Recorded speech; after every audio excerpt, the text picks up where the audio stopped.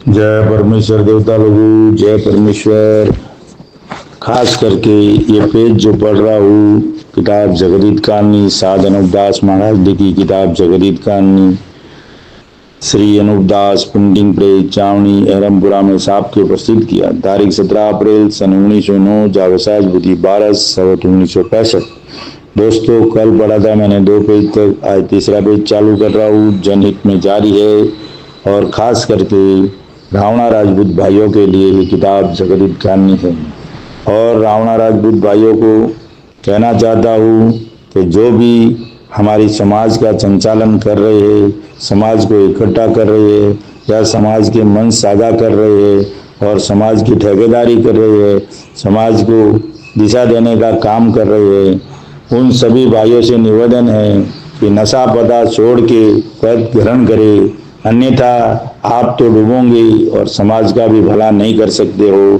तो समाज को मैं कहना चाहता हूँ कि ऐसे लोगों को कतई मंच पे जाने नहीं दे और नशा पता करने वालों को कोई पद नहीं देवे। खास करके तब जाके इस समाज का भला होगा, वरना नशा पता करने वाले मंच पे जाएंगे तो कभी समाज का भला नहीं होगा। और नशा पता करने वाले वो अनूपदास जी महाराज का विरोधी करेंगे, वो कभी अनूपदास जी महाराज से समर्पित नहीं होंगे, क्योंकि अनूपदास जी महाराज ने बोला है कि अपने अपने शरीर की पहचान होनी चाहिए। आज दुनिया अपने शरीर की पहचान भूल गई है। पहचान, शरीर की पहचान भूलने का मतलब ही यह है कि हम लोग, अगर हमको पहचान होती तो मंदिर और मस्जिद में मालिक नहीं है, मालिक तो हमारे अंदर बैठा है। तो पूर्ण ब्रह्म हमारे शरीर के अंदर ही है, मालिक की रोशनी हमारे अंदर ही है। तो हम उस मालिक के ऊपर नशा पता, गंदी चीजें, झूठ फरेब करते हैं तो मालिक तो सब देखता है, हम ऊपर देखते हैं कि मालिक तो ऊपर बैठा। ऊपर नहीं बैठा, मालिक हमारे अंदर ही है, सबके अंदर ही है भाइयों। और पहले जो मालिक बैठा है उस रास्ते को साफ करने का। हम जब बीड़ी पीते, हम दारू पीते तो हम लोग अपने माँ बापों से, बड़े बुजुर्गों से छुपा के पीते। क्यों? कि वो गंदी चीज है। गंदी चीज होने की वजह से हम उनसे छुपा के पीते हैं, उनके सामने कभी नहीं पीते हैं। तो भाइयों गौर करो कि आप जो गंदी चीजें पीते हो उनसे तो छुपा देते हो, लेकिन उनके मालिक और हमारे मालिक दोनों हमारे शरीर के अंदर, मालिक की रोशनी हमारे अंदर है। तो अंदर ये गंदगी मत डालो भाइयों, शरीर को साफ सुथरा करो। अपने शरीर की अगर पहचान है तो इस शरीर को एकदम कंचन बनाओ, साफ सुथरा बनाओ, तब जाके अपनी बुद्धि दुरुस्त होगी और तब जाके जाल के पर्दे हटेंगे, तब जाके अनूपदास जी की बात समझ में आएगी। और जिसने अनूपदास जी की बात को समझा है ना, उसके घर में कोई आटे दाल की कमी नहीं है मेरे भाइयों। आपको चिंता करने की जरूरत नहीं है, किसी के आदि रहने की जरूरत नहीं है मेरे भाइयों। इसके लिए बोलता हूँ कि नशे पते, गौजड़ी भांगेड़ी, नशे पते से दूर रहो और इन नशे पते वालों को कोई पद मत दो और उनको कोई समाज की ठेकेदारी हाथ में मत दो भाइयों। और समाज की ठेकेदारी सिर्फ साफ सुथरे लोगों को दो, फिर देखो समाज का कैसे उद्धार होता है। ये समाज का उद्धार नहीं कर रहा है, अपने अपने मतलब में लगे हुए, सब वोट बैंक की राजनीति है और अपने मतलब में लगे हुए हैं कि मेरे पीछे इतनी पब्लिक है, मेरे पीछे इतनी पब्लिक है, मेरे पीछे। जब इलेक्शन आएगा तो 2 करोड़ 5 करोड़ लेके घर पे बैठ जाएंगे। समाज का कुछ भला होने वाला नहीं है मेरे भाइयों। समाज का भला तो सिर्फ अनूपदास जी महाराज ही कर सके। पूरे विश्व का भला करने का बीड़ा उठाया अनूपदास जी महाराज ने। कौन कैसे कह सकता है कि अनूपदास जी महाराज उनके विरोध में जातिवाद किया है, उनके विरोध में किया है? अनूपदास जी महाराज ने किसी के प्रति जातिवाद नहीं किया है। अनूपदास जी महाराज ने हिंदुस्तान के सौदागर बनियों के कर्तव्य लिखे हैं। और अगर बनिया, पूरी बनिया कौम को चैलेंज करता हो कि वो सामने आके बोले, जो ये पाप करने वाले बनिए हैं, इस किताब को सर पे उठा के बोले कि हम लोग वो पाप नहीं कर रहे।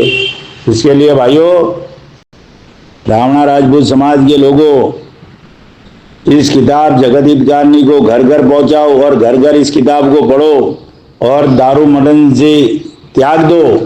तब जाके ये आज हमारी समाज सबसे बिछड़ी हुई है और सबसे पीछे है। अगर इस समाज को आगे लाना है तो दारू मटन का पहले त्याग करो, दारू मटन मच्छी वगैरह जो भी नशा पत्ता का त्याग करो और फिर देखो ये समाज कैसे उभरती है और कैसे आगे बढ़ती है मेरे भाइयों। जय परमेश्वर, जय परमेश्वर।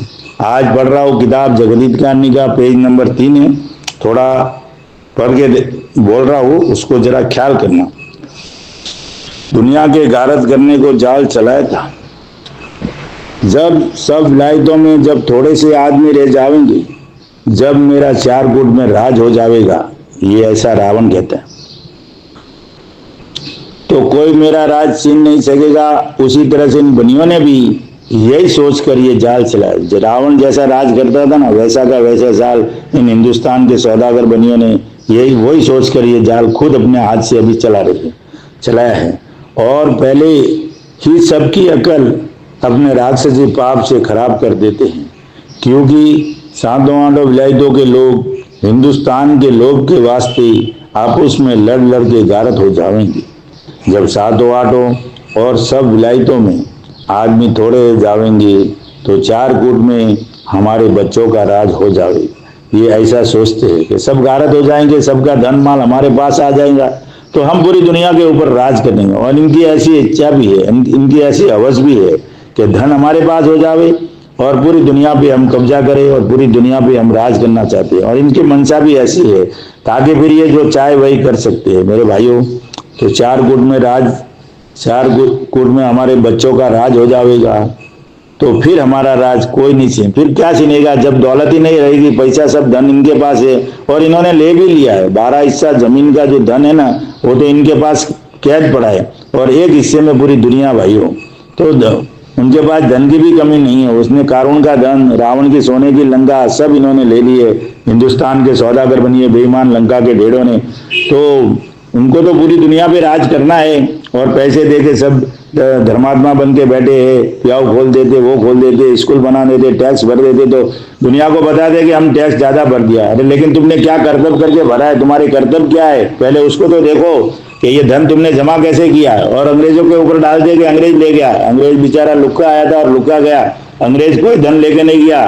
लोग बोलते कि अंग्रेजों के आने के बाद पहले हिंदुस्तान सोने की चिड़िया थी मेरे भाइयों, लेकिन सोने की चिड़िया को अंग्रेजों ने नहीं ली, नहीं बिगाड़ा उनको। अंग्रेजों ने तो सिर्फ 6 आने धन लिया था, उसकी आड़ में, अंग्रेजों की आड़ में। और अंग्रेजों को बुलाने वाले हिंदुस्तान के सौदागर बनिए ही है भाइयों मेरे। और अंग्रेजों के नाम को बदनामी लगा दिए और धन पूरा ले लेके दरियाओं के पार ये हिंदुस्तान के सौदागर बनिए लंका के ढेर बेईमान लेकर गए हैं।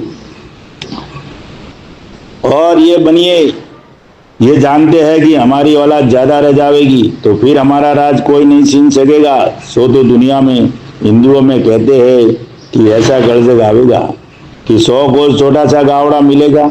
और मुसलमानों में ये कहते हैं कि 100वीं सदी ऐसा बुरा वक्त आवेगा कि काल वगैरह बहुत होगा और रिजक वगैरह कम होगा, सो आदमी को आदमी खाने लगेगा।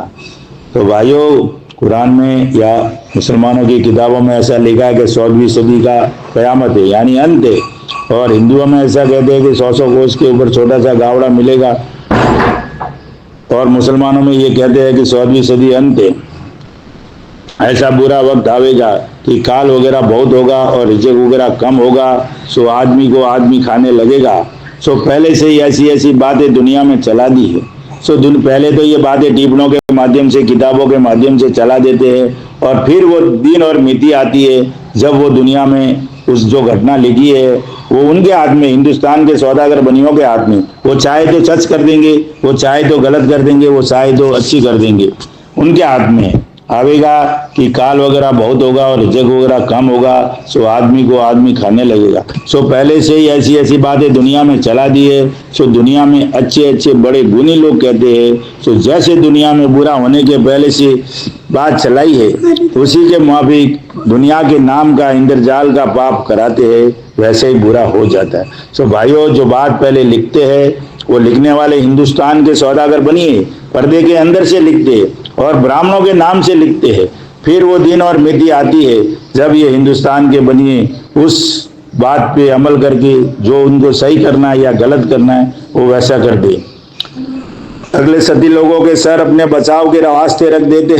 सो वो लोग तो हमारे तुम्हारे मुंह के आदमी बन जाते, क्योंकि रचना तो पैदा करंदे ने रची है। उस पैदा करंदे ने अपने नाम के वास्ते क्यों की?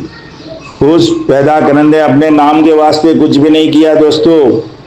अपने नाम के वास्ते तो उसको करना ही थी, पूरी दुनिया उनकी है तो नाम के वास्ते करने की क्या जरूरत है? तो वो तो पैदा करंदा सब संसार और विलायतों के ऊपर दया रखते हैं। वो तो किसी भी जो कुदरत की चीज है उसके ऊपर दया रखते, वो किसी को मारना अच्छा समझते नहीं है। पैदा करंदे ने, वो परमेश्वर है। ये तो काफरी पाप और इंद्रजाल का पाप करने वाले बेईमान पाप कराते हैं, जिससे दुनिया में बुरा होता है। आज जो दुनिया में कच्ची उम्र में मरते, रोग बीमारी होती है, भूकंप आता है, तूफान आता है, या और कोई जात की घटना घटती है, कई तरह की बीमारियां होती है, यानी बारिश का ज्यादा, बादल का फटना, ये सब राक्षसी पाप से होता है। और इसके जिम्मेदार हिंदुस्तान के सौदागर बनिए हैं, और जैसा चाहते वैसा ये पाप कराते हैं। और उनकी पाप करने की जगह 84 लाख कुंडिया जो बोलते हैं, जो दुनिया बोलती है कि सूरज नरक, वो पाप करने की जगह है। इंद्रजाल का पाप करने वाले बेईमान पाप कराते हैं, जिससे दुनिया में बुरा होता है। और काफरी पाप और इंद्रजाल का पाप दुनिया में कई बार चलाया है, और दुनिया ने दुख पाकर छोड़ाया है जब दुनिया की औलाद बची। और ये कदीमी जाल यानी ठेठ से बनियों का ही है, यानी रावण को सिखाने वाले, रावण के पहले से, रावण के बुजुर्गों को। और कदीमी पाप इनका ही है, लेकिन पहले इन्होंने डिस्ट्रीब्यूटर बना के चलाया, और अब ये खुद मैन्युफैक्चर बन के चला रही है। और बनिए लोगों ने ये चलाया है। और रावण, हरणाकंस और कंस कारुण वगैरह को अपने पाप में से थोड़ा सा सिखा करके इन बनियों ही ने जाल में डाल के मरा दिए। और तमाम कदीमी जाल अपने पास ही रखते हैं, और वो पाप चौड़े नहीं आने देते हैं, और इनका जाल पकड़ा नहीं जाता है। इस सबब से दुनिया में दुख रहता है। पूरे दुख का कारण यही है, क्योंकि ये पकड़े भी नहीं जाते, धर्मात्मा बन के बैठे, और करने वाले ये है। और किताबें दूसरों के नाम से चला देते हैं, तो पकड़े भी कैसे जाएंगे। लेकिन अनूपदास जी महाराज ने इनको एड़ी से चोटी तक पकड़ लिया, पकड़ा नहीं जाता। इस सबब से दुनिया में दुख रहता जाता है, क्योंकि इनका पाप आलोप है, इससे मालूम नहीं हो सकता है। और जो मेरे को, अब अनूपदास जी महाराज कहते भाई, और जो मेरे को इन्होंने सम्मामुख कल्पाया है, सम्मामुख का कल्पाया बोले तो आमने सामने, जैसे कि रावण ने शनिश्चर को सम्मामुख कल्पाया था, रावण ने भी शनिश्चर को सम्मामुख कल्पाया था, और शनिश्चर को मालूम पड़ी और संसार को वाकिफ किया था। उसी तरह से मेरे को भी सम्मामुख कल्पाते, जिससे मुझको भी मालूम पड़ी है, जिससे आप लोगों को वाकिफ करता हूँ। सो हिंदुस्तान में रावण, हरणाकंस, कंस कारुण वगैरह ने इन बनियों के शामिल ही जन्म पाया था। जब उनको ही खबर नहीं पड़ी, तो दूसरी विलायतों के राजा बादशाह को क्या खबर पढ़ने देंगे। अब बताओ दोस्तों, रावण को पाप सिखाने वाला ये कंस को, ये कारुण को, ये हरणाकश्यप को, ये उन लोगों को भी खबर नहीं पड़ी। मरते वक्त उनको मालूम नहीं पड़ा कि हमको पाप किसने सिखाया और हमको क्यों मार रही है, उनको बिल्कुल खबर नहीं पड़ी। तो फिर दुनिया को कैसे मालूम पड़ सकती है। इसके लिए मेरे भाइयों, ये किताब पढ़नी बहुत जरूरी है। अनूपदास महाराज ने अपनी औलाद बचाने को ली है, और औलाद से बड़ा कोई धन नहीं है मेरे भाइयों। इसके लिए एक बार जरूर इसको पढ़े, क्या खबर पढ़ने देंगे। और सातों आठों विलायत वगैरह को इन बनियों ने खबर नहीं पढ़ने दी, तो आप लोग तो दूसरी विलायत के हो, आपको किस तरह से खबर पढ़ने देंगे। यानी अंग्रेजों के बारे में भी लिखा है, क्योंकि वो राज करते थे, तो आपको तो कैसे खबर पड़ेगी, यानी आप लोग ऊपर विलायत के हो। और हमारे जो लोगों को पाप सिखाया, रावण, हरणाकंस, कंस कारुण वगैरह को, उनको भी खबर नहीं, तो आप लोग तो परदेसी हो, तो आपको कैसे मालूम पड़ सकता है। और मैं इस वास्ते लिखता हूँ कि आप लोग तो 8-7 विलायत हो, और हिंदुस्तान एक विलायत है। और यहाँ हिंदू मुसलमान के बच्चे सिवाय इन बनियों के अगर गरीब होकर भी रहेंगे, तो जादू से बुद्धि भ्रष्ट करके और आपस में लड़ा करके मार देंगे। अब बताओ, आज दिन तक हिंदू मुसलमान का लफड़ा चलता है, हिंदू मुसलमान, उसके सिवा दूसरा कुछ लफड़ा है क्या। ये बनिया तो अलग का रहता है। हिंदू और मुसलमान लड़ेंगे तो दोनों गिरवी रखने के लिए बनिए के पास ही जाएंगे, मदद लेने के लिए बनिए के, क्योंकि धन तो वो लेके बैठा है पूरी दुनिया का, और लड़वाता भी वही है। हिंदू मुसलमानों के पास तो कुछ भी नहीं, खाली आपस में ऐसे लड़ते बुद्धि खराब होने की वजह से। और वो भी उसके पास ही धन गिरवी रखने को जाएगा, और हिंदू भी उसके पास ही जाएगा, मरवा देंगे। जब आप लोगों को मालूम होगा कि हिंदू मुसलमान बदमाश है, और आप लोगों को ये मालूम नहीं कि तमाम संसार की जादू से बनियों ने बुद्धि भ्रष्ट, आपको ये मालूम तो नहीं है कि पूरी दुनिया की बुद्धि बनियों ने भ्रष्ट करी है। जब भी आप सातों आठों विलायतों के हाथों से मरवा देंगे, तो आप लोग इन कुलंगियों का जाल छुड़ाओगे, तो आप लोगों की और सबकी औलाद उभरेगी, और आपके इकबाल से हिंदू मुसलमान की औलाद उभरेगी। ये अंग्रेजों को कलम बोली है कि आपके इकबाल से हिंदू मुसलमानों की औलाद उभरेगी, यानी सब संसार की। और खुद ये बनी आप लोगों से मिले के मिले रहते हैं और अपने दगा की खबर नहीं पड़ने देते हैं, और आखिर में दगा से आप लोगों के बच्चों को भी गारत करेंगे। सो इन बनियों ने अपना राज चार कूट में करने के वास्ते, यानी चार कूट जमीन माता के हाथ चारों दिशा में चार कूट में करने के वास्ते और अपने मतलब के वास्ते ये जाल चलाया है। जैसे आप लोगों को हिंदुस्तान में लाते हैं, सो सातों आठों विलायतों को आपस में लड़ा लड़ा कर गारत कर देंगे। फिर ये कुलंगी जब संसार थोड़ा रह जाएगा, जब अपना राज करेंगे। आज लोग बोलते हैं दोस्तों कि भाई पॉपुलेशन बढ़ गई है, हिंदुस्तान में 140 करोड़ हो गई है। जब रामायण में लिखा है मेरे भाइयों कि रावण को मारने के लिए फौज चढ़ी थी, 18 पदम फौज थी, तो उस पर ख्याल करो कि सामने वाली फौज रावण की फौज कितनी होगी, और बुढ़े डोकरे और औरत बच्चे पीछे कितने रहे होंगे। तो ख्याल करो कि आज के जमीन बढ़ गई है, लेकिन पॉपुलेशन बड़ी नहीं है। जब रावण के जमाने में 18 पदम फौज चढ़ी थी, तो आज तो पूरी दुनिया की जनसंख्या 7 अरब है भाइयों। तीसरा हिस्सा रह गया, तीसरा हिस्सा कुछ भी नहीं है। तो ख्याल करो कि उस वक्त में इतने लोग कहाँ रहे होंगे। तो ये इससे ये साबित होता है कि आज जमीन माता दुबली हो गई है। जमीन माता जिंदा जीव है, और ये बीमारी के रोग बीमारी की वजह से दुबली हो गई है। ये पानी जमीन माता जल का आहार करती है, और ये पानी कम पीती है, और कम पीने की वजह से कोई चीज जमीन माता के ऊपर उम्दा तौर पे नहीं होती है। तो मेरे भाइयों ख्याल करो, अपना राज करेंगे। जिससे हिंदुस्तान में दूसरी बादशाह के लोगों को लाते हैं, परंतु ये जाल इन सौदागर महाजनान ने बल राजा के बाद से चलाया है, और दूसरी बादशाहों को और सातों आठों और सब विलायतों में राज करने के सबब से बल राजा के बाद से लाने लगे। सो उनका भी धन लेने के गरज से और धन का लालच दे के वास्ते राज कराने हिंदुस्तान के लाते हैं, और जब उनका धन ले लेंगे फिर उनकी भी अकलों को भी राक्षसी पाप से कैद करके खराब कर देंगे।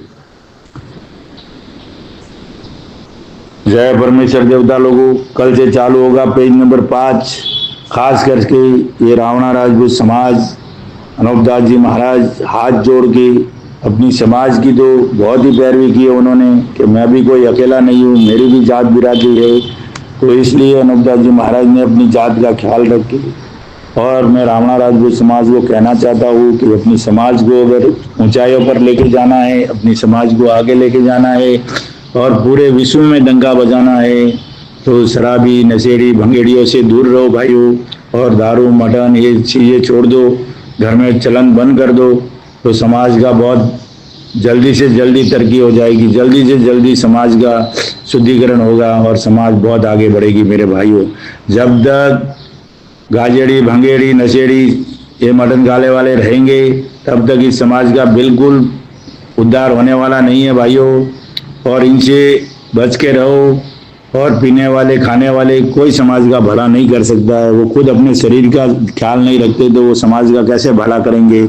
इसके लिए दोस्तों पूरी समाज को हाथ जोड़ के अर्ज करता हूँ कि साध अनूपदास महाराज किताब जगदीतकारणी, यह जगदीतकारणी जिसको श्री अनूपदास प्रिंटिंग प्रेस चावनी एरमपुरा में साहब के प्रसिद्ध किया, तारीख 17 अप्रैल सन 1909 जावेसाज बुरी 12 सवत 1965।